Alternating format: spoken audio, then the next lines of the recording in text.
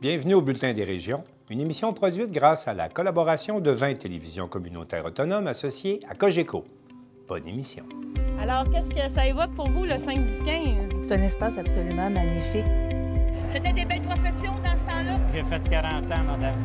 Non. Je vois l'homme comme un arbre parce que l'homme prend racine comme l'arbre. Avez-vous l'impression qu'il y a une relève pour ça? Est-ce qu'il y a des jeunes qui vont pour pas que ça se perde? C'est cette année que ça vaut vraiment la peine de venir au marché public. Ça représente une belle tradition, en fait, qui est un peu un porte-bonheur pour les pêcheurs.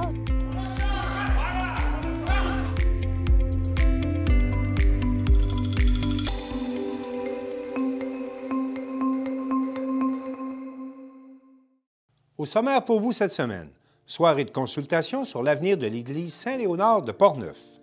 Le musée de la Gaspésie possède des archives d'une grande valeur. Au Mont-du-Dôme, dans Charlevoix, les réservistes de l'armée canadienne testent leurs compétences par temps froid. À New Richmond, une entreprise développe des produits recyclables d'hygiène corporelle. La Ligue amicale d'improvisation au Bergeron, en Haute-Côte-Nord, est ouverte à tous ceux qui désirent jouer. Le studio-théâtre Paul Hébert de Thetford Mines présente la pièce Misery, inspirée du roman de Stephen King. Depuis sa retraite en 1985, Yvon Lambert participe activement aux tournées de l'équipe des anciens Canadiens. Croyez-le ou non, c'est officiellement le début du temps des sucres au Québec. Et pour commencer cette émission, on va écouter une entrevue qu'a réalisée Marie-Ève Lamonde de CEMA TV avec Martin Gay, qui est vice-président des producteurs et productrices acéricoles du Québec. Mercredi dernier, les producteurs et productrices acéricoles du Québec ont fait le lancement officiel de la saison acéricole 2024. C'est pas pour rien parce que ça a commencé à couler à certains endroits en fin de semaine. On va parler justement d'acériculture en compagnie de Martin Gay, qui est vice-président des producteurs et productrices acéricoles de la Côte-du-Sud. Bonjour, Monsieur Gay. Bon matin. Tout d'abord, avez-vous entendu parler si ça a coulé dans la région de la Côte-du-Sud? Ça a commencé à certains endroits. Lui, c'est pas tout le monde qui est entaillé. Quand même, on est le 12 février, on est quand même tôt. Mais oui, pour ceux qui sont installés, qui sont entaillés, je veux dire, ça a commencé. Il y en a qui ont gardé l'eau, il y en a qui n'ont pas gardé l'eau. Il y en a qui ont quand même rentré des quantités d'eau quand même assez importantes. C'était ça impressionnant, les changements de conditions météorologiques depuis quelques années. Est-ce que les acériculteurs ont de la difficulté à s'adapter à tout ça? La difficulté, je vous dirais, on n'a pas le choix. Et puis, mais c'est sûr que ça nous interpelle. Parce que c'est pas, on vit quand même des températures, c'est surtout des extrêmes avec les changements climatiques. Des extrêmes de chaleur, des extrêmes de pluie, des extrêmes de... Prends comme là, cette année, là, on a le plus bel exemple. Là, écoute, il n'y a pas de neige. Je fais du sucre depuis que je marche. J'ai jamais vu ça, un 12 février, se promener en botte dans les rablières. Fait que c'est plus ça qui est... Fait que là, on est quand même un peu... on ne sait pas trop où aller avec ça. On n'a pas de pouvoir là-dessus. Alors, il faut dealer avec ça. On n'a pas le choix. Effectivement, l'année 2023 a coûté cher là, aux acériculteurs en général. Oui, l'année 2023, c'est ça. C'était quasiment des extrêmes de froid, qu'on peut dire. Là. On a été 3 semaines de temps, là, fin mars, début avril, où est-ce que les arbres ne coulaient pas. On faisait virer nos pompes, il rentrait des quantités d'eau négligeables. Puis on était assis dans la cabane, puis on attendait à ce que l'eau arrive. Puis quand la date est passée pour les sucres, là, la date est passée.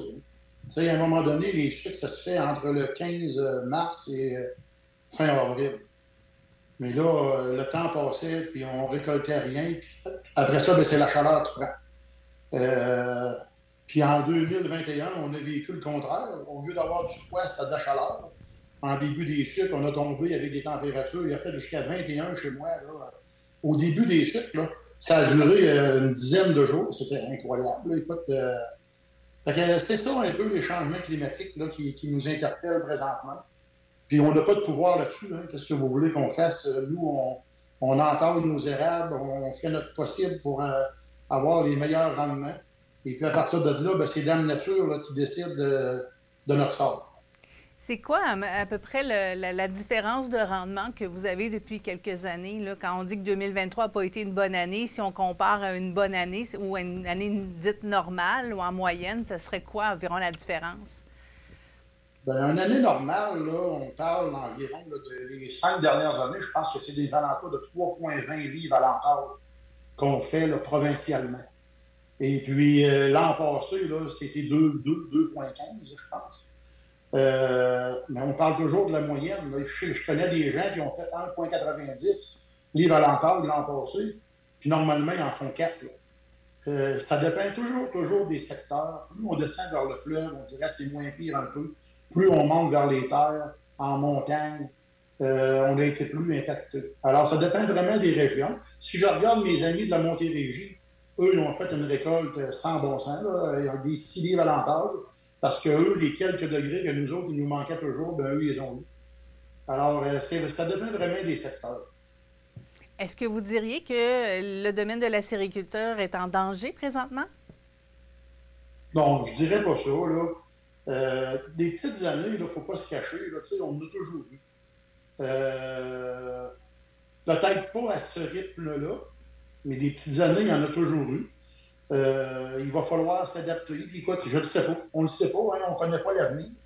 Est-ce qu'on va avoir des petits printemps plus fréquemment qu'avant? Ça se peut. Ça se peut. Mais j'ai pas de boule de cristal, malheureusement. Non, on aimerait ça vous en donner une aussi. Monsieur Gay, est-ce que vous pourriez me dire quelles sont les solutions que vous avez envisagées là, pour essayer d'aider les acériculteurs? La première solution qu'on a envisagée, là, c'est la financière agricole là, qui nous a aidé quand même pas mal là-dessus, qui a sorti un programme là, pour assurer notre récolte. Ça, là, ceux qui l'avaient passé, qui étaient assurés, là, ça leur a aidé énormément. Puis à partir de là, ben, les facteurs, là, comme je vous dis, là, on fait toujours notre possible, nous autres, là, pour faire des bonnes récoltes. Là, ben, on a réémis des entailles. On a réémis 7 millions d'entailles parce que notre réserve est à sec. Il faut comprendre aussi là, que notre réserve est presque à sec. C'est pas juste les changements climatiques. Là. Ça a été vraiment là, la pandémie qui a fait en sorte là, qu'on a été 2 années en ligne à avoir des augmentations de vente de plus de 20 %. C'est pas négligeable, ça, là. Puis en plus, ben là-dessus, 2021 n'a pas été super en acériculture. 2023 non plus. Puis en 2021, sur le côté américain, les États-Unis, eux aussi ont vécu une petite récolte. Alors, ils sont venus chercher du sirop chez nous. C'est ça qui a fait en sorte là, que la réserve là, a diminué énormément. C'est ces 2 facteurs-là. C'est pas juste les changements climatiques. Mais cette année, là, on n'a pas le choix. Il faut faire une bonne récolte, là. Mais on n'a pas le choix. Mais j'avoue que je suis surprise d'entendre que pendant la pandémie, il y a eu une augmentation des ventes du sirop parce que, étant donné que les cabanes à sucre commerciales étaient fermées, qu'on n'y avait pas accès, j'avais l'impression que ce sirop-là, justement, il était entreposé. Mais non, c'est que les gens se sont mis à en acheter pour en avoir à la maison. On dirait que les gens ont resté plus à la maison, qu'ils ont cuisiné plus. Non, nous, ça a été vraiment, là, écoute, je ne connais pas bien d'entreprises qui ont eu 20 d'augmentation de leur vente. Là. Ça a été un plus énormément là, pour nous.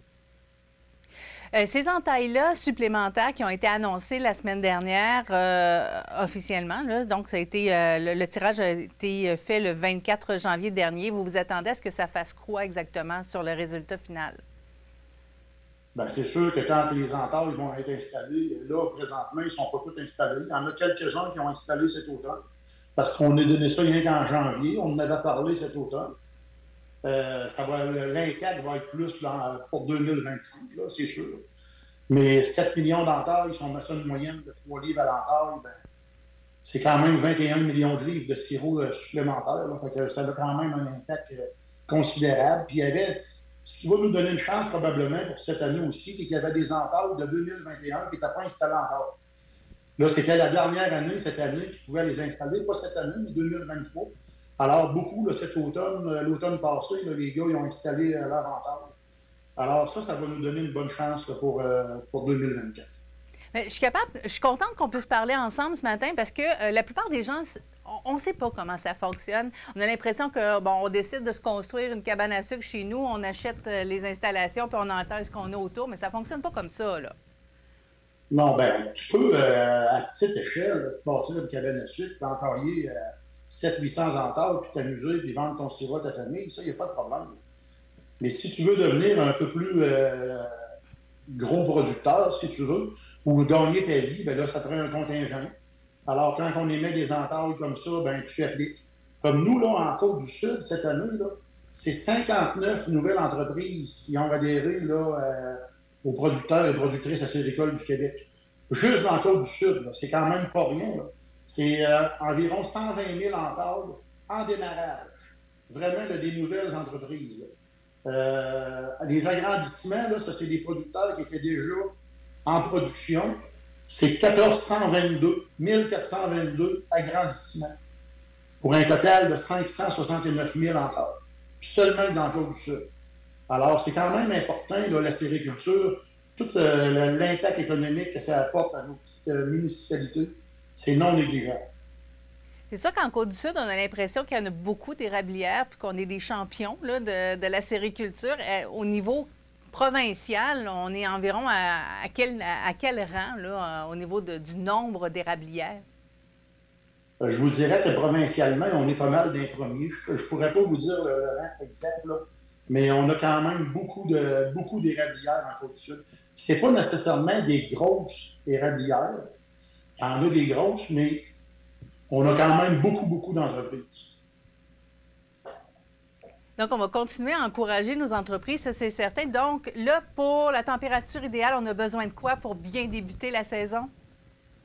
La température idéale, c'est présentement, on a eu un redout. Il ne faut pas s'énerver avec ça. Là, on est le 12 de février. C'est quand même toujours, les chutes, là, c'est la température qui fait pendant les chutes. C'est ça qui est important. Ça nous prend de la gelée. Ça nous prend des plus 7, plus 8 dans le jour.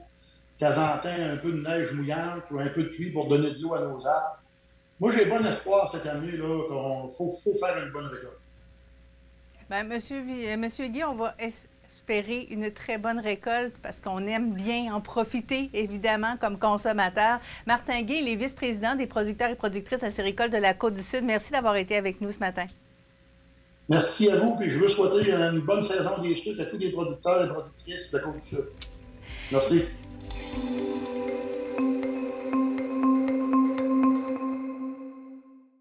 L'avenir de l'église de Saint-Léonard de Portneuf a fait l'objet d'une soirée de consultation le 6 février dernier. Un reportage de Danick Julien de CJSR. La foule était au rendez-vous dans le sous-sol de l'église de Saint-Léonard de Portneuf cette semaine. En effet, il s'agissait d'un moment important pour le nouveau comité de requalification de l'église de la municipalité, alors qu'une consultation publique sur l'avenir de l'église a eu lieu mardi le 6 février. En effet, d'ici la fin de l'année 2024, l'église de Saint-Léonard ne pourra plus pratiquer aucun événement par rapport au culte, alors que la fabrique Saint-Raymond-du-Nord a la mission de se départir de l'ensemble de ses bâtiments religieux. Plus d'une centaine de personnes ont participé à la consultation publique afin de réfléchir à ce qui peut être fait pour préserver ce bâtiment religieux. La situation de l'église de Saint-Léonard est loin d'être la première au Québec, comme l'a dit Mme Denise Poirier, membre du comité de requalification de l'église de Saint-Léonard. Depuis 20 ans, près de 663 lieux de culte ont été fermés au culte au Québec. Parmi eux, 119 ont été démolis en raison notamment du manque de projets pour les requalifier. 159 autres lieux sont toujours en attente de projets et 385 lieux ont été reconvertis, la majorité à des fins communautaires.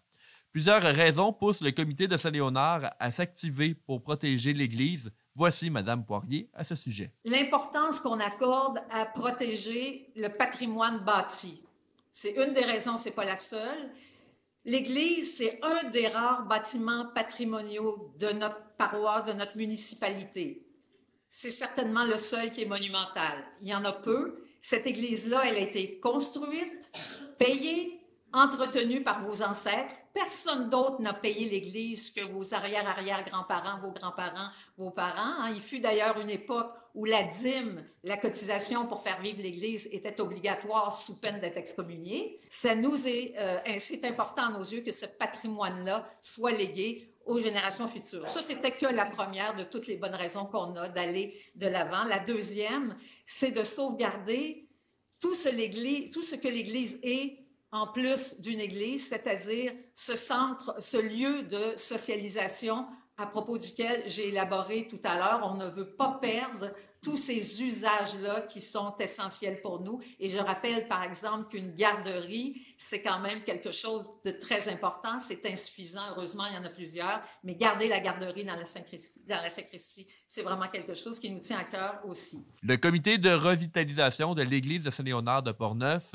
explore depuis quelque temps ce qui a été fait ailleurs dans la région. Mme Poirier mentionne avoir discuté avec M. Marc Duval, le chargé de projet du relais de la Pointe aux Écureuils à Donnacona. En effet, le projet de Donnacona est en fonction depuis 10 ans maintenant et fonctionne bien à titre d'un véritable centre multifonctionnel. M. Duval était lui-même présent lors de la consultation publique du 6 février. Voici ce qu'il avait à dire pour conseiller les Saint-Léonardois dans leur démarche. Les conseils, moi, que je donnerais, c'est d'essayer de trouver une multitude de petits projets à l'intérieur du grand projet et d'avoir des sources de revenus indépendantes de chacun. Fait que si par exemple, ici, j'ai vu qu'il y avait une garderie dans la sacristie, quelle bonne idée. Déjà, il y a des revenus qui rentrent. Bon, les revenus vont à la fabrique parce que c'est pour payer son locataire. Mais dès que l'organisme fera l'acquisition, on l'espère bien, bien, il pourra maintenant avoir des revenus déjà récurrents qui vont y arriver. Comprendre que les subventions, c'est intéressant, mais ça a une limite. Donc, il faut essayer de s'autosuffire dans le projet. Nous, on dit qu'on s'autosuffit à 70-75 %. Alors, on va chercher des sources de revenus autres que le gouvernement, que la ville, que Desjardins et tous les autres donateurs de ce monde. Lors de la soirée, le directeur général de la fabrique Saint-Raymond-du-Nord, M. Eddy Alain, a expliqué à la population les raisons qui expliquent pourquoi la fabrique se départit de ses églises. Voici un extrait. Alors, pourquoi cela? Pourquoi ils ont décidé de faire ça? Alors, les fidèles à la messe du dimanche, ben, ils se font rares. Pour ceux qui viennent, vous en constatez le cas. Les fidèles qui sont là vieillissent. La relève n'existe pas. Il n'y a pas de membership. Si on aurait des cartes de membres à vendre, ça ne sera pas très payant parce qu'on n'a pas beaucoup de nouveaux. Conclusion, pas de suite pour un futur proche. Alors, quand on dit proche, c'est très proche. C'est la même chose pour les prêtres. Hein. Vous savez, dans Portneuf, un de nos 3 curés, qui est l'abbé Tailleur, qui est un homme important au diocèse de Québec parce qu'il a une autre fonction. Alors lui, il a dû quitter pour aller donner un coup de main au diocèse et il est remplacé par un évêque retraité. M. Alain a expliqué également qu'aucune église n'était rentable dans la fabrique Saint-Raymond-du-Nord et que selon les prévisions, 2024 enregistrerait un déficit de 160 000 $ pour la fabrique, une raison de plus pour vendre. En parlant de la vente, le diocèse de Québec rend très compliqué les ventes à 1 $ et souhaite vendre les églises au prix des terrains qu'elles occupent. Pour Saint-Léonard, cela tournerait entre 25 et 30 000 $, selon M. Eddy Alain. Ce dernier affirme également que tout est fait du côté de la fabrique pour permettre la vente à 1 $, mais que pour ça, ça prend des projets qui plairont au diocèse. Voici d'ailleurs M. Alain qui explique quel genre de projets sont les plus susceptibles d'être approuvés. En fait, là, je vous dirais que tout ce qui est communautaire, tout ce qui est relié, tout ce qui est municipal, salle communautaire, activités diverses, ça, c'est vraiment bien. Là. Moi, je ne crois pas que ça va causer un problème. C'est quand on est rendu à l'étape de vendre à des promoteurs ou à n'importe qui, à une église, là, c'est là qu'ils vont poser des questions à savoir. D'ailleurs, ils nous les posent des questions. On a une liste de questions et c'est quoi le projet? L'exercice qui a été effectué par les citoyens de Saint-Léonard ce lundi permettra en théorie au comité de requalification de l'Église de construire de bons projets s'adressant à l'ensemble de la communauté. Du côté de la municipalité, le maire Archil Gladius se réjouit de voir l'enthousiasme de la population vis-à-vis de la consultation publique. On l'entend. Comme vous dites, pour moi, ce soir, c'est une soirée réussite. Je vois les gens s'impliquer. Ça, c'est très important pour l'année d'un bâtiment qui est l'Église, ici à Saint-Léonard, qui est quand même important pour le futur de la communauté. Et je vois, là, les vois travailler chacun de leur côté, là. Puis il y a beaucoup d'idées qui doivent se brasser, là, devant chaque atelier qui se font en ce moment. Fait que pour moi, là, c'est sûr, pour le comité, pour les élus, c'est très encourageant, puis on espère que ça va aller de l'avant. Des personnes de tous les âges sont impliquées dans le dossier. Pour les jeunes, il est aussi important de préserver le bâtiment historique. Voici les propos du vice-président du comité de requalification de l'Église, Raphaël Benoît. Bien, je pense que c'est important parce que j'ai une pensée tout le temps pour les ancêtres vraiment là, qui ont bâti ce lieu-là, qui l'ont entretenu, qui ont investi beaucoup d'argent aussi dedans. Puis en fait, bien, de laisser un lieu comme ça à l'abandon, bien, ça me ferait un peu de la peine par rapport à ça. Fait que c'est sûr que ça me motive beaucoup à m'impliquer parce que je crois vraiment qu'on peut faire quelque chose avec ce bâtiment-là. Puis que surtout la jeunesse, on sent qu'il y a une effervescence aussi à Saint-Léonard, puis qu'on a un beau terrain de jeu vraiment à s'approprier puis à s'impliquer. Donc ça donne le goût là, de vraiment mettre plus de temps là-dedans et d'énergie. Alors que la consultation est maintenant terminée, le comité devra prendre compte des idées de la population concernant l'avenir de leur église. C'était Danick Julien pour CJSR. Je le prends en note. C'est quelque chose qui est revenu dans la foulée de l'organisation du comité. Le musée de la Gaspésie permet aux visiteurs de plonger au cœur de l'histoire de la région et aux chercheurs d'avoir accès à un important fonds d'archives. Écoutons Thierry Haroun de la télévision du Rocher-Percé. Le musée de la Gaspésie est riche en documents et pour qui s'intéresse à la culture et à l'histoire de notre région, trouvera pâture à sa curiosité. À titre d'exemple, lors de notre passage, nous avons eu accès aux plus vieux documents de l'établissement qui surplombe la baie de Gaspé, datant de 1776. Un document exceptionnel qui appartient au Robin et qui recense la quantité de poissons pêchés dans le secteur de Percé. Non seulement ce musée a un centre d'archives exceptionnel ouvert au public, mais aussi des salles d'exposition. Dans l'une de ces salles, le visiteur est convié à voyager au cœur de l'histoire de la Gaspésie à travers les siècles, des Micmacs à la Bolduc, par l'entremise d'une exposition permanente à couper le souffle. Ainsi, dans le cadre de ce reportage, vous entendrez tour à tour Gabrielle Leduc, coordonnatrice à la direction générale du musée, qui traitera des activités en cours et à venir, suivies de Marie-Pierre Huard, archiviste au Centre d'archives. Voici mon reportage. Moi, c'est Gabrielle Leduc, coordonnatrice à la direction générale au Musée de la Gaspésie. Alors, dites-moi, on est au Musée de la Gaspésie aujourd'hui. Il y a une boutique derrière vous. Qu'est-ce qu'il y a dans cette boutique? C'est des artistes et des artisans locaux et régionaux, 100% gaspésiens. On peut retrouver du textile, de la vaisselle, des bijoux, des toutous, des livres. Donc, on a vraiment une panoplie d'objets, mais 100% gaspésiens. Génial. Dites-moi, il se passe quelque chose cet hiver, vous avez plein d'activités, parce que les gens peut-être pensent que des fois le musée, c'est ouvert juste l'été. Au contraire, vous êtes ouvert l'année. Oui, tout à fait. On est ouvert à l'année. Et justement, pour faire mousser un peu notre période hivernale où c'est un peu plus tranquille, on a une programmation culturelle qui est expressément dédiée à la population locale, notre public de proximité. Donc, on parle présentement de ce qui s'en vient, entre autres en février, la journée hivernale d'antan. Donc, une journée complète à l'extérieur où on va retrouver de la luge, de la pétanque sur neige. Il va y avoir des petits ateliers, un bingo. Le hall se transforme en chalet. Donc, on invite vraiment là, tous les gens à venir participer à cette journée-là. Puis une nouveauté de cette année aussi, c'est la première édition de notre tournoi. Donc, construction de luge, course de luge avec celle-là, concours de pétanque. Donc, vraiment, là, il y a une belle programmation pour cette journée-là. Donc, ça s'adresse à toute la famille? Oui. Puis à quoi? À la pointe de la Gaspésie, tout le monde peut venir? Oui, tout le monde peut venir. C'est sûr que, dans le fond, c'est peut-être un peu loin pour se déplacer là, quand on vient de Bonaventure, mais vraiment, là, le musée est vraiment ouvert à la population régionale. Ça, c'est pour les activités. Donc, vous avez aussi des expositions qu'on va aller voir. Oui. À l'instant, vous et moi, pour que les gens découvrent ce que vous avez à présenter. Oui. Alors, Gabrielle, on poursuit. Oui, donc nous sommes dans l'exposition permanente à la Confluence des mondes où les visiteurs vont découvrir la Gaspésie de 380 millions d'années jusqu'à aujourd'hui. Et on fait le tour de façon chronologique. Il y a des îlots immersifs interactifs où les gens peuvent entrer et déclencher les animations technologiques. Génial. C'est un monde de découverte, une fenêtre sur notre histoire. C'est sur une fenêtre sur l'histoire de nous, les Gaspésiens, mais aussi à travers le temps. Oui, tout à fait. Puis l'exposition permanente, c'est vraiment ce qu'on a mis de l'avant, de vraiment situer la Gaspésie, comment on était à l'origine de beaucoup de choses, comment on était une connexion sur le monde extérieur avant même le reste du Canada. Oui, parce qu'on a notre histoire est riche, à date de millions d'années, on le sait. Oui. Sur le plan de la géologie, du moins. Oui. Mais dites-moi, particulièrement, cette exposition, elle se démarque de quelle manière, si vous aviez à dire, par rapport à d'autres expositions permanentes dans cette dynamique? En quoi on se démarque?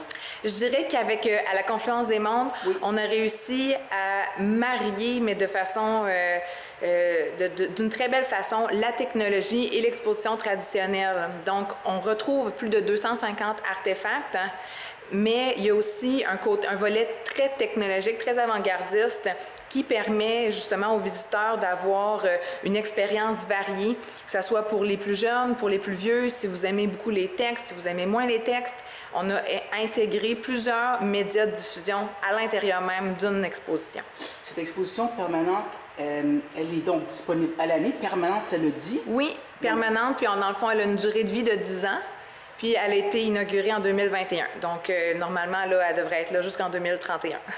Dernière question sur l'exposition permanente. Pour la constituer, ça prend des experts, ça prend des historiens, probablement des anthropologues, probablement le comité d'experts qui a dû mettre tout ça en place, des dons peut-être, je ne sais pas.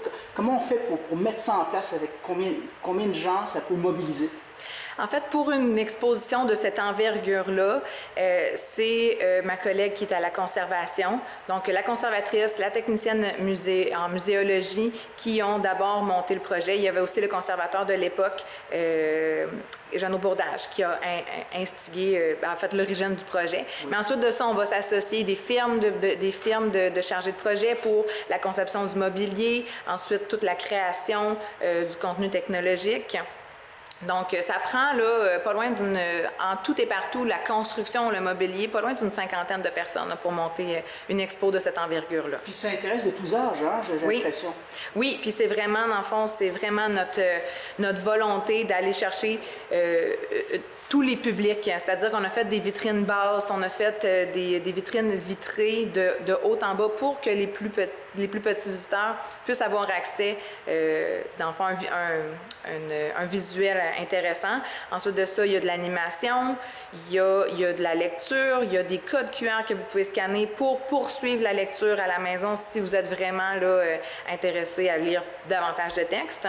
Génial. Oui, voilà. Dites-moi, vous voulez parler du magazine Gaspésie, peut-être? Oui, mais c'est ça. Dans le fond, pour 2024, on a toujours 3 numéros qui s'en viennent. Et cette année, on a vraiment des beaux thèmes. Donc, au mois de mars, on a l'effervescence printanière. En juin, c'est les villages perdus de l'arrière-pays, dont on va parler et mettre de l'avant. Et au mois de novembre, on a Gaspésie Inc., donc l'entrepreneuriat en Gaspésie. Bien, bravo, merci. Merci. Alors, bonjour. Bonjour. Alors, présentez-vous. Je m'appelle Marie-Pierre Huard et je suis archiviste du Centre d'archives du Musée de la Gaspésie. Eh bien, très bien. Le Centre d'archives, en fait, qu'est-ce que c'est, en vos mots? En fait, le Centre d'archives, c'est un endroit où les gens peuvent venir soit consulter les livres en bibliothèque. Donc, c'est vraiment ouvert à tout le monde. Que vous êtes un chercheur amateur, que vous êtes un passionné de généalogie, que vous voulez consulter aussi les documents d'archives qui sont conservés dans le magasin d'archives. Donc, vous pouvez vous présenter ici. Moi, je suis disponible en semaine pour accompagner les chercheurs. Quel genre de clientèle vient ici? Est-ce que c'est de tous âges? Oui, c'est effectivement de tous âges. Donc, vous avez des chercheurs pour des projets en particulier. Il y a des groupes d'étudiants qui viennent ici, que ce soit de la polyvalente ou du cégep. Il y a des chercheurs amateurs, des passionnés de généalogie qui veulent soit faire leur arbre ou soit des fois un petit peu pousser plus loin dans leur recherche. Bref, pour terminer, c'est un peu notre histoire qui est ici. Hein? C'est notre histoire, effectivement, parce que notre mandat, c'est d'acquérir, de conserver et de diffuser l'histoire et le patrimoine de la Gaspésie. Donc, nous, notre mandat, c'est de faire le tour de la péninsule, de conserver l'histoire et de le montrer au plus de gens possible. Et bravo. Merci. Une quarantaine de militaires réservistes du régiment de la Chaudière basé à Valcartier se sont rendus au Mont-du-Dôme, dans Charlevoix, pour développer et confirmer leurs compétences par temps froid. Lydia Duchesne de TVCO s'est rendue sur place pour en apprendre davantage. Nous sommes samedi. Il est 7h30 du matin, le mercure affiche moins 17 degrés et le soleil descend tranquillement entre les montagnes de la ZEC des Martres. Au pied du Mont-du-Dôme, des réservistes du régiment de la Chaudière s'affairent à démonter le campement où ils viennent de passer la nuit.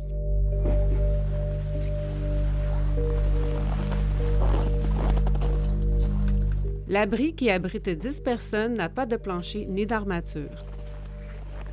Un simple poteau en son centre et quelques tendeurs suffisent à la faire tenir. Ils vont mettre leur matelas de sol. Par-dessus ça, ils vont mettre leurs 2 sleeping bags. Puis à l'intérieur, il y a un liner qui est contre notre peau, là, qui lui va enlever l'humidité. Nos sleeping bags, c'est en fait c'est en plume d'oie, qui apporte vraiment un degré de confort, là, puis une bonne isolation, exactement. Puis par-dessus tout ça, il y a ce qu'il appelle un BV bag. C'est un tissu qui était totalement imperméable.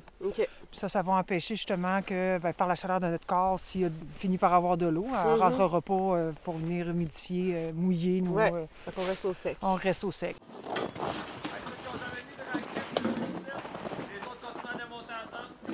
Pour éviter d'introduire de l'humidité dans les sacs de couchage, les vêtements doivent aussi être retirés avant d'aller au lit. Toute une fin de semaine comme ça, c'est la petite partie que moi, personnellement, je trouve terrorisante. C'est sortir de ton sleeping bag pour rentrer dans tes vêtements froids. Oui, c'est ça. Puis là, dans le fond, la seule source de chaleur dans la tente, c'est les corps qui sont là, finalement. Pas tout à fait. Non, il y a pas le fanal aussi qu'on a à l'intérieur. Par contre, quand on les utilise, il y a toujours quelqu'un qui se trouve à être en garde, réveillé. On va essayer de faire le triangle.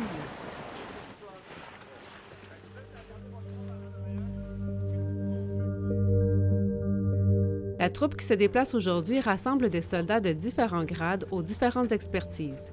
Des paramédics sont aussi de la partie. Ça peut t'aider? Es-tu allergique au NS? Notre chef qui est là aujourd'hui, c'est un des chefs qui a je ne sais pas pour l'armée canadienne, là, mais qui a extrêmement de qualifications hivernales. Il était dans le Grand Nord plusieurs fois, sauter dans un trou de glace, c'est lui qui lead ça, qui s'occupe de ça. Il y a beaucoup de qualifications, fait que lui, il va pouvoir donner beaucoup. Faut que tu amènes tout le monde à voir en santé, puis en grand morceau, C'est la mission. Il y a moi qui a fait quand même plusieurs années que je suis là. On a quelques chefs, on a 1 ou 2 vieux caporaux. Eux autres qui ont de l'expérience, eux autres, ils aident aussi les autres. Rentre ton pied, rentre le bout de ton orteil, après ça, replace ton truc un peu plus en dessous dans le milieu de ton pied. Recule. Recule ça. On a un 20% qui n'ont jamais fait ça. Jamais mis de raquette, c'est la première fois, jamais couché dans les tentes, à part sur leur QMB, mais c'est pas la même chose. On a un 20% qui en ont fait un peu l'année passée, puis après ça, ça monte à peu près on peut s'apprécier quasiment en 5 groupes d'expérience. Très facile. Pour virer 90 degrés, là, vous allez juste lever la jambe. Pour ça, vous allez la virer comme ça. Puis là, vous pouvez virer. Puis là, qu'est-ce qui se passe en fin de semaine? Là, pour eux, c'est quoi? C'est pas juste une balade, là? Non. Presque. Une grosse balade. Une grosse balade. En fait, c'est un exercice de confirmation. On confirme les compétences hivernales. Donc, l'entraînement a été fait graduellement tout au long de l'année, tout au long de l'automne, jusqu'au point où on est rendu aujourd'hui. Puis là, nos gens, c'est une confirmation de leur capacité à opérer par temps froid. Donc, leur capacité à monter les tentes, dormir, se gérer. Parce que c'est un sport aussi, quand tu n'as jamais vécu ça, passer une fin de semaine à moins 20, il faut que tu te gères en tant qu'individu, que tu gères ta température interne, tout ça.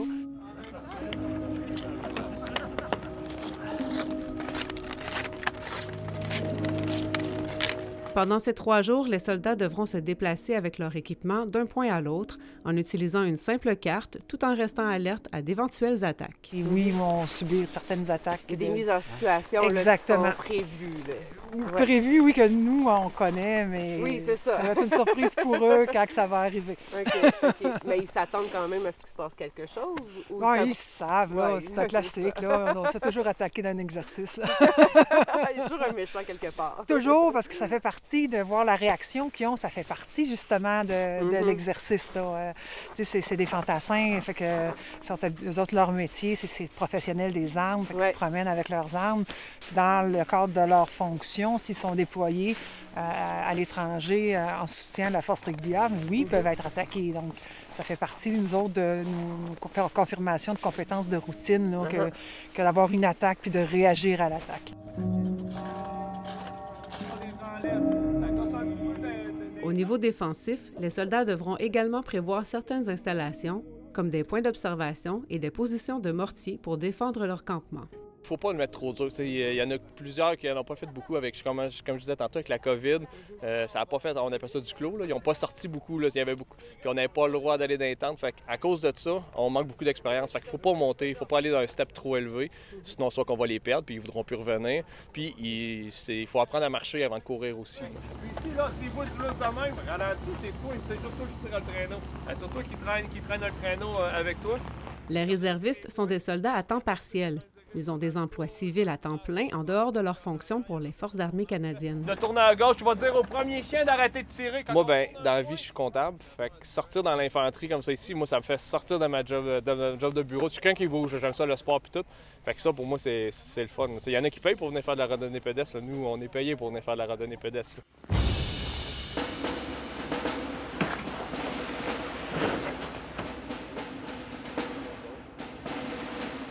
L'intérêt de venir en Charlevoix est la méconnaissance du territoire par les soldats qui sont habitués aux terres de la base de Valcartier.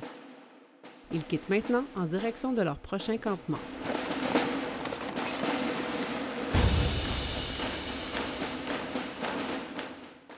À New Richmond, l'entreprise La Girafe Bleue reçoit un prix de la Chambre de commerce de la Baie des Chaleurs pour avoir développé des produits d'hygiène corporelle recyclables.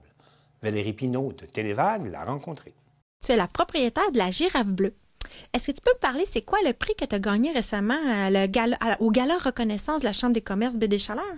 Ben, oui, en fait, j'étais en nomination pour 2 catégories. Un qui c'est le développement durable. L'autre, c'était micro-entreprise, travailleur autonome de l'année. J'étais finaliste dans les 2 catégories, puis j'ai gagné le prix de travailleur autonome, micro-entreprise de l'année. Oui, il est là, mon prix. Comme ça. Bien, justement, comment ça a commencé, cette aventure-là, La Girafe Bleue? Bien, La Girafe Bleue a commencé en 2016 avec Joël Grimbert à Bonaventure, qui a démarré cette entreprise-là de culottes menstruelles. Et après, bien, en 2021, elle m'a approchée parce qu'elle avait le goût de changer de projet. Elle m'a approchée pour vendre son entreprise. Puis moi, j'avais déjà commencé une entreprise dans le temps de la pandémie qui s'appelle Atelier Panoplie. Donc, je faisais toutes sortes de produits d'hygiène lavable, comme du papier de toilette lavable, des mouchoirs, des tampons démaquillants. Moi, c'était tout en recyclé. Puis finalement, elle m'a approchée, puis c'était complètement complémentaire. Puis moi, j'avais déjà fait des serviettes hygiéniques lavables pour moi puis ma famille. Puis je me disais que c'était comme un produit qui m'intéressait vraiment puis qui était vraiment proche de mes valeurs aussi, donc tout ce qui est pour réduire les déchets puis tout ce qui était éco-responsable. Donc, j'ai comme embarqué dans l'aventure complètement, tête perdue, complètement corps et âme. Donc, depuis 2021, là, c'est moi qui est la propriétaire de La Girafe Bleue. Mais là, moi, je suis un peu curieuse. Tes culottes menstruelles, là, ça, tu peux garder la même culotte toute la journée sans te changer? Oui, donc, dépendamment, parce que chaque femme a un flux différent. Donc, tout ce qui est flux menstruel ou pour les fuites urinaires, c'est le même produit que j'ai ici comme ça. Donc, ça se trouve être une culotte qui est en rayon de bambou, qu'on fait juste porter. Puis à l'intérieur, il y a un absorbant qui est en coton bio et avec toutes sortes de multicouches. Puis il y a une couche imperméable aussi. Fait qu'on peut la porter toute la journée. À ce moment-là, la culotte, ça fait juste comme absorber à l'intérieur. Puis c'est comme la matière absorbe 20 fois son poids. Okay. Donc, on peut rester longtemps dans la même culotte. Et puis, on peut changer dans la journée comme on veut lorsqu'on n'est plus confortable. Fait que je peux pas dire à quel moment qu'on change, parce que chaque femme est différente. Donc, c'est très, très absorbant. Puis on peut même avoir des fuites abondantes aussi. Je peux rajouter des boutons pression à l'intérieur avec des serviettes amovibles que je peux poser aussi à l'intérieur, puis qui s'attachent avec des boutons pression. Okay. Donc, ça, c'est une variante, en fait, qu'on peut avoir lorsqu'on a un flux abondant. Okay. Mais c'est un peu tabou encore, les fuites urinaires auprès des femmes. Tu dois le remarquer, toi? Oui, dans les salons publics, dans les marchés publics, comme là, je viens de faire tout plein de marchés de Noël. Puis les femmes sont quand même... Il y en a qui sont très ouvertes à en parler, puis d'autres très tabous. Donc, on ne peut pas mesurer combien de femmes vraiment ont des fuites urinaires. Mais c'est un produit qui est vraiment approuvé, testé, puis que ça change complètement la vie des femmes. Justement, le fait d'être confortable dans une culotte, de ne pas sentir qu'on a quelque chose qui est désagréable ou justement qui est rempli de pétrole ou de plastique ou comme tout ce qui est jetable, polluant, qui prend des années à se décomposer dans la nature, là, parce que c'est ça le fléau aussi, là.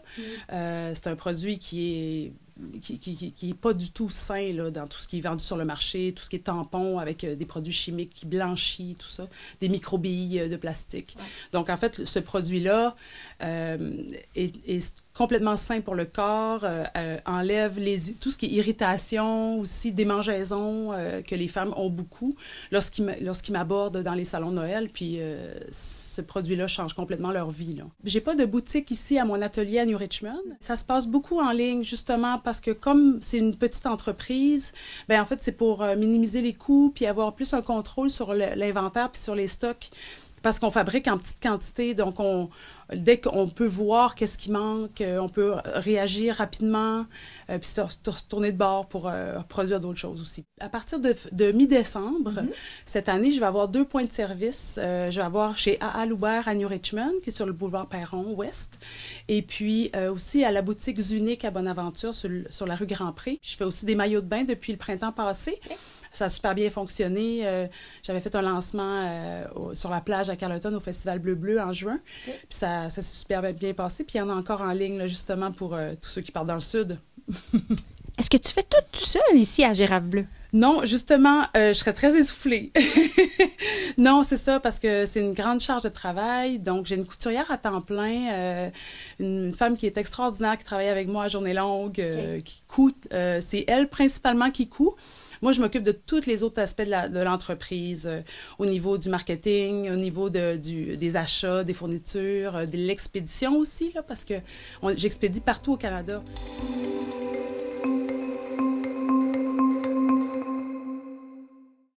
Véronique Lévesque de la télévision du Littoral nous rapporte qu'au Bergeronne, en Haute-Côte-Nord, la Ligue amicale d'improvisation est ouverte à tous ceux qui désirent jouer. Robert Bouchard a entrepris un grand projet, celui de faire revivre la pratique de l'improvisation en Haute-Côte-Nord. L'ex-enseignant en art dramatique à la polyvalente des Rivières de Forestville a tenu une 10e soirée d'improvisation à la salle de quilles des Bergeronnes le 2 février dernier. Il nous explique les particularités d'une ligue amicale.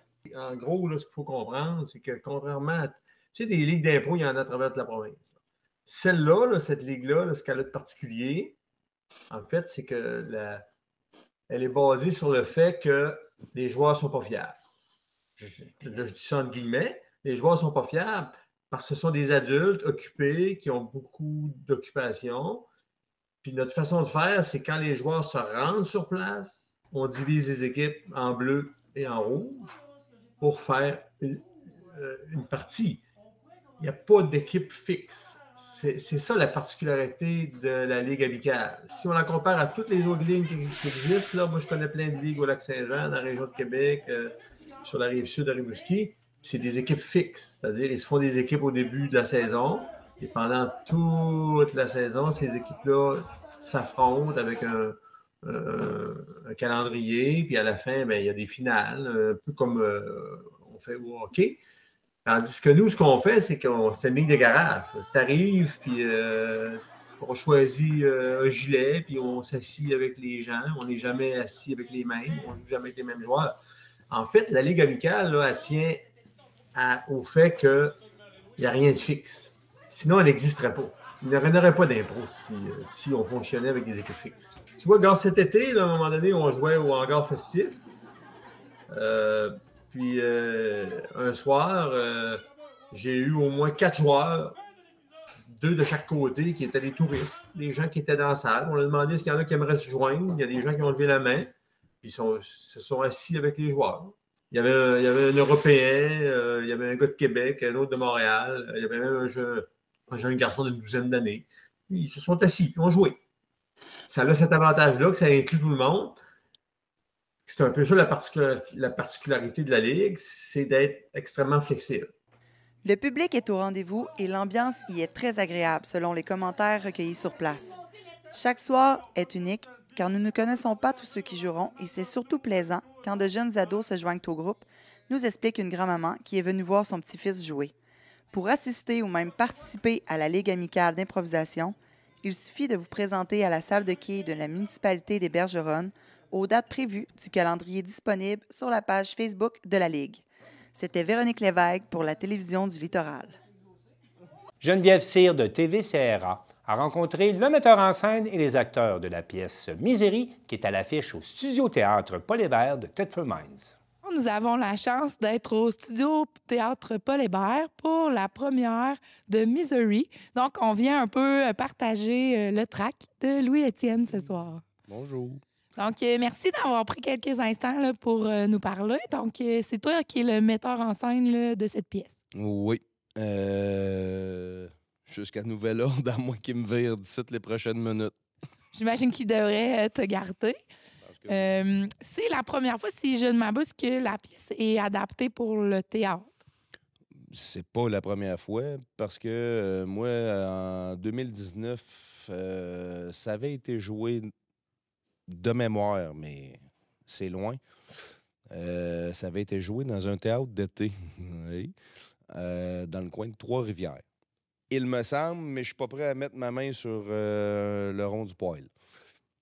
Puis j'avais fait comme, oh gosh, Misery adapté au théâtre. Puis j'avais fait des recherches, puis je me suis aperçu qu'il y avait une version américaine qui existait, théâtrale, qui avait été montée à Broadway, et celui qui faisait le rôle de Paul Sheldon, celui que Yves interprète, était interprété par nul autre que Bruce Willis.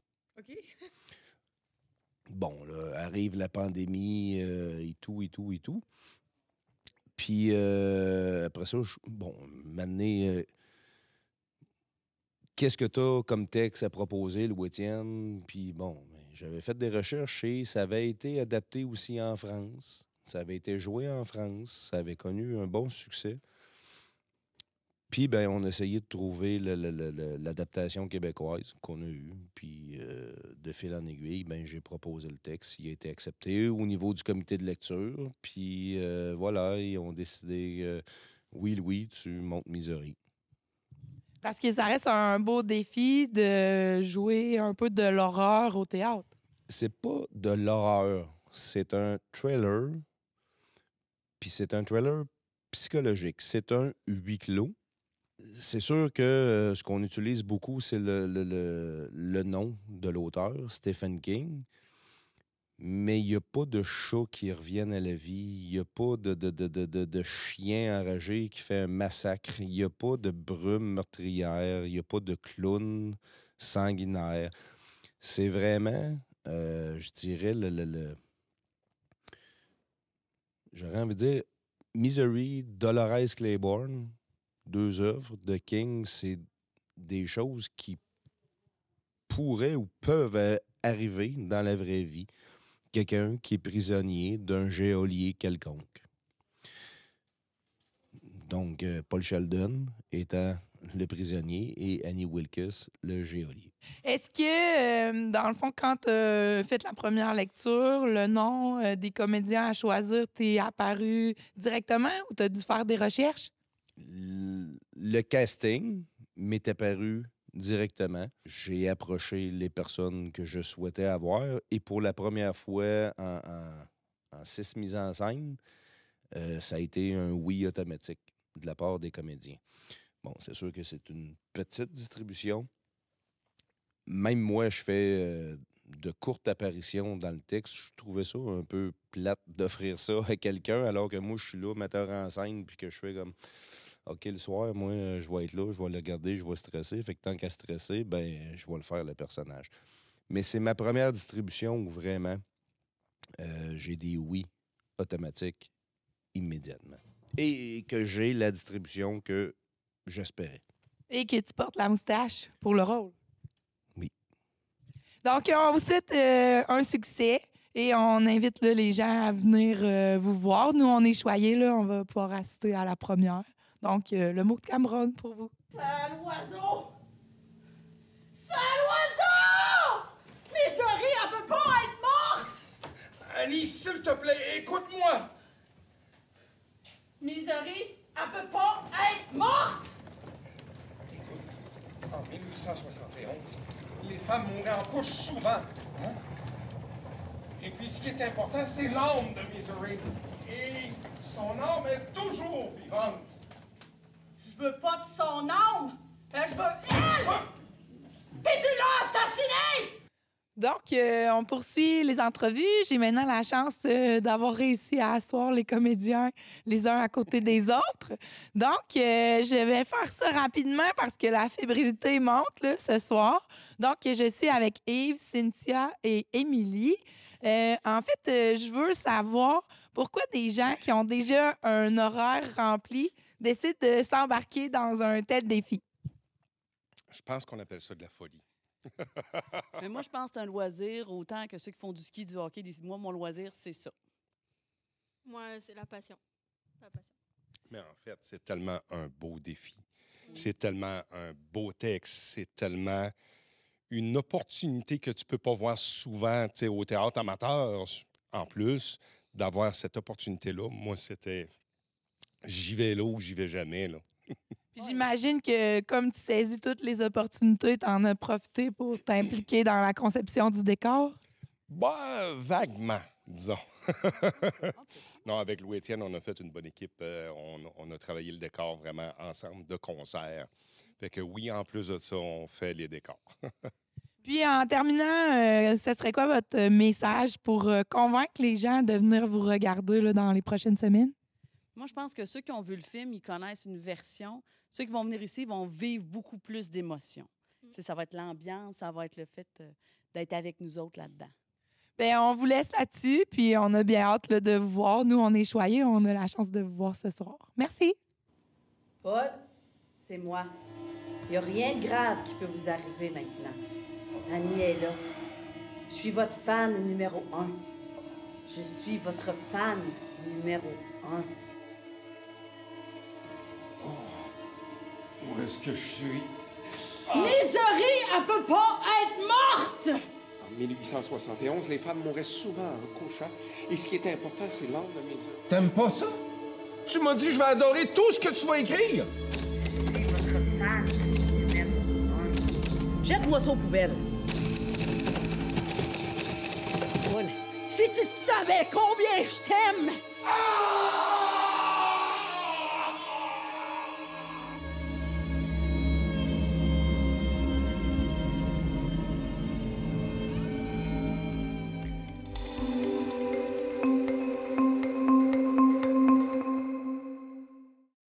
À Montjoly, Marc Després de la télévision de la Métisse a rencontré Yvon Lambert, ancien joueur et maintenant entraîneur du Club des anciens Canadiens, à l'occasion d'un match bénéfice ayant permis d'amasser plus de 62 000 $ au profit de la Fondation de la santé de la Métisse.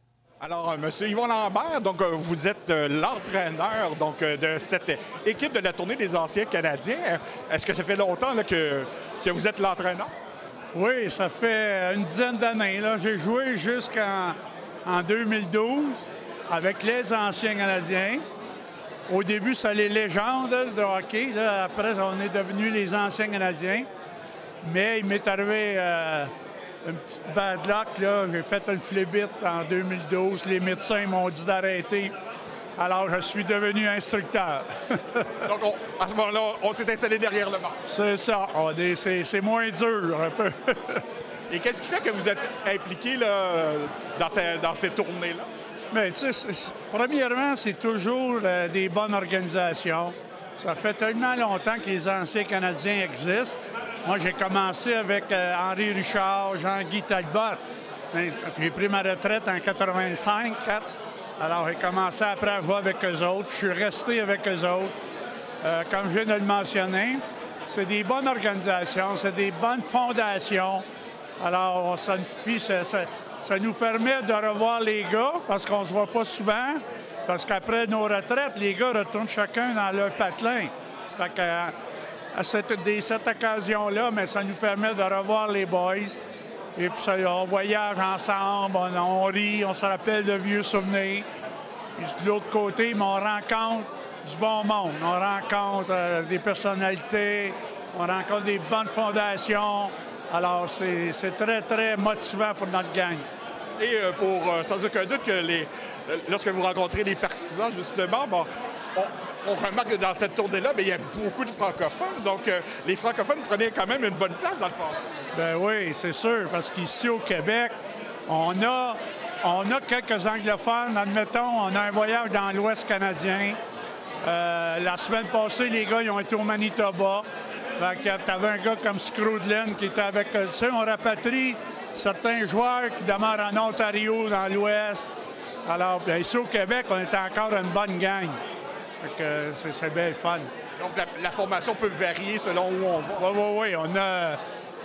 On a une équipe d'à peu près 11 gars à chaque game, à chaque match, mais c'est jamais les mêmes. On a une trentaine de joueurs. On a de jeunes, des gars comme Bouillon, Brisebois, Stéphane Quintal. Malheureusement, ils ne sont pas ici en fin de semaine, là, mais on a une trentaine de joueurs. Et à ce moment-là, ben, c'est quand même intéressant parce que vous venez comme ici à Montjoly, donc en région aussi, là, pour rencontrer des partisans. Ah ben oui, ça c'est sûr. Mais moi, je suis revenu ici dans des tournois de golf. Ça faisait longtemps que je n'étais pas venu d'Albo, alors on se rappelle de bons souvenirs, puis c'est réellement un plaisir, c'est le fun. Et donc, on sait que cette année, bon, c'est le 30e anniversaire depuis la dernière Coupe Stanley. Donc, comment est-ce que vous avez espoir qu'on la revoie un jour au Québec? Oui. On a... Je pense que les 4-5 dernières années, on a fait de bons choix de pêchage. Ken Hughes, Gorton font un bel job. Martin Saint-Louis est extraordinaire en arrière du banc. Alors, il s'agit juste d'être un petit peu plus gros à l'avant. On est petit encore, mais je pense que Ken Hughes travaille là-dessus. Et on s'améliore. Nos jeunes, cette année, se sont améliorés. L'an prochain, ça va être encore mieux. Fait que, dans l'intervalle de 2-3 ans, là, on devrait faire les séries et se rendre loin. Donc, vous avez un bon espoir que cette fameuse reconstruction puisse donner des bons résultats éventuellement? Ben oui, je l'espère parce que l'an passé, on a eu des bons choix. L'année prochaine, on va en avoir encore 3-4 repêchages, là, les 2 premières rondes. Alors, ça s'annonce bien, annonce très bien. Et bon, on le remarque de plus en plus, des anciens Canadiens, donc de votre époque à ce moment-là, donc il y en a de moins en moins. Oui, mais là aussi, comme je viens de le mentionner, là, on a des Bouillons, Brisebois, Dandeneau qui est ici ce soir, Quintal. On a des bons petits jeunes là, mais c'est sûr que les jeunes retraités sont plus indépendants que nous autres, on l'était dans le temps. Fait que, mais c'est comprenable. Mais plusieurs nous quittent, entre autres comme Guy Lafleur récemment. Donc, qu'est-ce que ça vous fait à ce moment-là lorsque l'un de vos anciens coéquipiers nous quitte? Ça fait toujours mal. C'est sûr que Guy Lafleur, ça a fait très mal. Ça a fait mal au Québec, ça a fait mal au Canada. Guy, c'était tout un ambassadeur, ça a été tout un joueur de hockey. Et puis c'est arrivé tellement vite, tellement... il a passé, c'est sûr que les 2 dernières années de sa vie, ça n'a pas été facile, mais c'est dur à admettre, c'est dur à comprendre qu'il soit parti si vite que ça. C'est sûr que ça fait mal à tout le monde. Et la question qui tue, plusieurs se disent, lorsque vous venez jouer comme ici ce soir à Montjoly, est-ce que vous laissez des chances à l'équipe adverse? On veut toujours gagner, mon cher monsieur. Il n'y a pas question d'essayer de perdre. On a une bonne équipe ce soir, bonne représentation. Alors, je ne sais pas, mais ça va à l'autre club là, durant la période de réchauffement. Mais j'ai une bonne chance de gagner. Donc, les défaites sont quand même très rares. Très rares. Bien, moi, j'ai un bon dossier. J'ai pas de défaite encore. Parce que c'est pas moi. Je fais pas tous les matchs, là. Il y en a plusieurs autres qui sont instructeurs. Mais moi, présentement, là, j'ai aucune défaite. Donc, de rencontrer les gens ce soir à Montjoly, donc vous êtes très heureux? Oui. C'est une belle réunion. C'est le fun de voir ça. Tu vois que l'organisation a travaillé très fort. Parce que quand on voit beaucoup de monde comme ça au VIP, ça fait plaisir au monde de la région, puis ça nous fait plaisir, nous autres aussi. Et en plus, bien, ça permet de ramasser quelques sous localement. Donc, ici, ce soir, pour la Fondation de la santé de la médecine. Oui, c'est le fun, ça, c'est ça. Je viens de parler avec M. Bérubé, là, tantôt. Pascal Bérubé, lui aussi, il est content. Il voit l'enthousiasme qu'on a. C'est très impressionnant. Donc, comme on le dit souvent à la télévision, ben, bon match. Merci beaucoup. Très gentil. C'est tout pour le Bulletin des régions cette semaine. On espère que ça vous a plu. Je remercie toutes les stations de télévision participantes et je vous dis à la prochaine.